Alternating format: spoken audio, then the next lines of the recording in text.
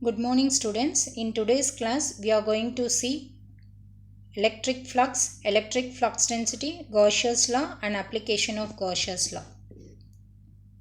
So first we'll see what is meant by an electric flux. Electric flux is nothing but the number of electric lines of force that is emanating from a charged body. So when you have a charged body, as a force will get experienced. So due to that force, a number of electric lines will be available. So electric flux is nothing but the total number of electric lines of the force emanating from the charged body. So electric field is represented by the electric flux. So some diagrams for electric flux is shown over here. It is the electric field lines. This is your electric lines due to the force that is emanating, electric lines of force emanating from the charged body. So an electric field is represented by an electric flux. Electric flux density. So we know that electric flux density is a measure of the strength of electric field. So what is the formula to identify your electric field? The formula to identify electric field is Q divided by 4 pi epsilon into R square. Electric flux density will be the measure of the strength of electric field generated by the free electric charge corresponding to the number of electric lines of force passing through the given area. So we know that the electric flux density is represented with the letter called D, and the unit is going to be, it is nothing but epsilon into E. Okay. Here coulomb per meter square. The unit of electric flux density is going to be coulomb per meter square. Electric flux density will be the measure of your electric field strength. And this electric field corresponding to the number of electric lines of force passing through the given area. Electric flux density definition will be the amount of flux passing through a defined area that is perpendicular to the direction of your flux. So we can write the electric flux density D is equal to psi divided by area A. So area could be 4 pi r square because it is the area of your sphere. Area of a sphere is 4 pi r square. When Q is going to be the charge of the body in which the field is created.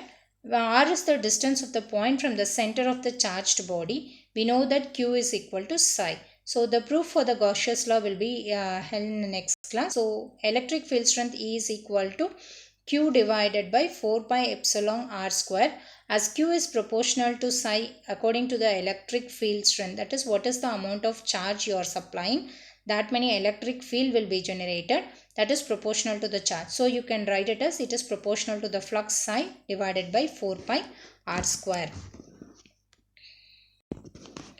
Electric flux density. The expression of flux per unit area is known as electric flux density, which can be written as D is equal to epsilon into E. So from this above expression, we know that the electric field intensity and the electric field density, and density are going to be on the same phasor. Only this here the permittivity is getting added. So when you consider the component of electric field intensity and electric flux density, it is going to lie on the same phasor. So when the number of lines is going to get increased from the charged body, so that will be equal to the amount of charge that has been supplied, and it is defined as the electric flux density at any point of the body as the number of lines of force passing per unit surface area at that particular point. So this is the basic definition of your electric flux density. Next, Gauss's law. Gauss's law states that the total electric flux coming out from any closed surface is equal to the total charge enclosed. So Gauss's law means the total electric flux density coming out from any closed surface is equal to the amount of charge enclosed in that surface. Suppose if you are considering one surface area, so in this surface area, if you have 1 coulomb of charge, proportional to this 1 coulomb of charge only your electric field lines will get exerted. Therefore, the Gauss's law states that the amount of electric flux density coming out from closed surface area is equal to the total charge enclosed in that surface.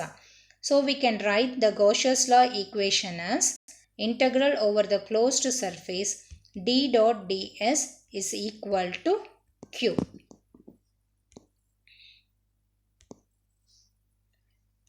So where q is equal to psi, so you can write it as d dot ds is equal to q, which is equal to psi. Using Gauss's law, find the electric field intensity at all points due to infinite line charge density. So first we'll draw the diagram. This is the diagram to identify the electric field intensity. Before also we have identified the value of electric field intensity due to infinite line charge density. This is one of the application of the Gauss's law. Why? Because by using Gauss's law, we need to identify the value of electric field intensity at all points due to infinite line charge density. You consider a infinite line charge conductor placed parallel to your z-axis. It is your infinite line charge density. So whose value is ρl coulomb per meter. So to this parallel line, you are going to distribute the charges, and since you are going to apply a Gauss's law, you consider a Gaussian cylinder. So in this Gaussian cylinder, it will have a top face, bottom face, and height. That is, it is a cylindrical surface, Gaussian cylinder.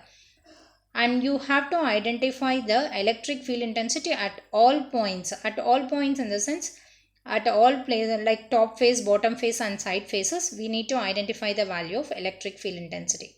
So Gauss's law states that the electric flux density coming out from any closed surface is equal to the charge enclosed in that surface. Since we need to identify the field intensity at all points, the total electric field intensity will be equal to the electric flux density towards your top face, bottom face, and side faces, which is equal to q, which is equal to rho l into dl. How we have obtained this one? In the sense, since the charge density is line charge density, we know that line charge density is equal to charges distributed towards the length of the line. If you are assuming a differential elemental length, then the charge distribution is going to be differential, which is equal to rho l. From this you can write q is equal to integral over the closed line rho l into dl. So this only we are substituting over here. Once it is substituted, you can write the total flux that is emanated from this particular surface. The field intensity for this particular Gaussian cylinder is going to be electric flux density towards the top face, electric flux density towards the bottom face, and electric flux density towards the side face. The top face electric flux density and the bottom face electric flux density will get cancel each other. Therefore, the total flux that is exhibited by due to the top face and bottom face will be 0.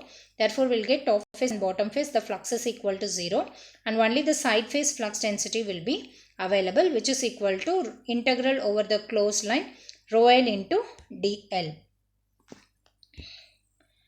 When doing so, you will get side faces surface area. The side faces surface area is going to be 2 pi rho into h. That is, the rho is nothing but the radius of your cylinder and h is your height of your cylinder. So you will get epsilon into E. D is equal to epsilon into E. The surface area, side face surface area is going to be 2 pi rho into h, which is equal to rho L into h. That is all along your length of the line. HH will get cancelled. From this you can identify the value of electric field intensity to be rho L divided by 2 pi epsilon into rho Weber per meter.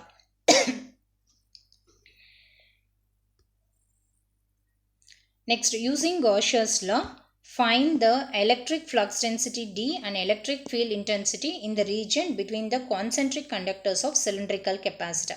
This is another application of your Gauss's law. In the previous one, we have identified the electric field intensity due to line charge density. Here you need to identify both your electric field intensity as well as your electric flux density between the concentric conductor of a cylindrical capacitor. Here this is your cylindrical capacitor. Capacitor means it has parallel plate capacitor. We'll have two plates. One is your top plate and another one is your bottom plate. Top plate will be at a higher potential and bottom plate will be at lower potential. So using that configuration, we are going to have the analysis towards this Gaussian cylinder. We are going to analyze the electric field intensity and electric flux density by using Gaussian's law. So here the Gaussian cylinder of radius rho greater than a. So this is going to be your Gaussian cylinder where you are going to consider the radius greater than the cylinder what you have assumed. So here rho value is going to be greater than your A cylinder and height of the cylinder. By applying Gaussian's law, you will get the total electric flux density at all points. That is the total electric flux density at all points is equal to the charge enclosed. Since the charge enclosed here is going to be your surface charge density, you will get Q is equal to integral over the closed surface rho s into ds. The total electric flux density will be top phase electric flux density plus bottom phase electric flux density plus side phases, that is right side and left side, which is equal to the total charge enclosed. And since you are going to assume a surface charge density, here you will be getting integral over the closed surface rho s into ds. And the top phase and bottom phase electric flux densities are going to be cancelled because both of them are equal and opposite. So we'll have only the side phase electric flux density, which we can write it as d dot ds side phase is equal to rho s dot ds. The side face surface area is going to be d dot ds. Surface area is going to be 2 pi rho into h, which is equal to where the charges are distributed in the cylinder. So cylinder radius is going to be a and the height is going to be h. So rho s is going to be the surface charge density and the area of the cylinder where the charge is distributed is going to be 2 pi a into h.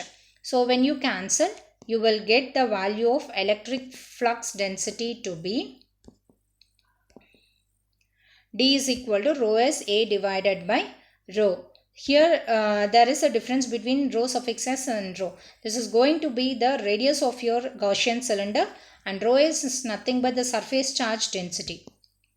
And from this it is identified the electric field intensity E is equal to rho s A divided by epsilon into rho, volt per meter. The unit for electric field intensity is volt per meter, whereas the unit for electric flux density is coulomb per meter square.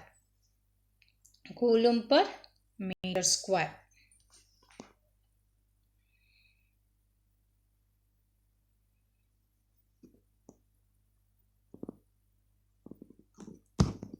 Thank you, students.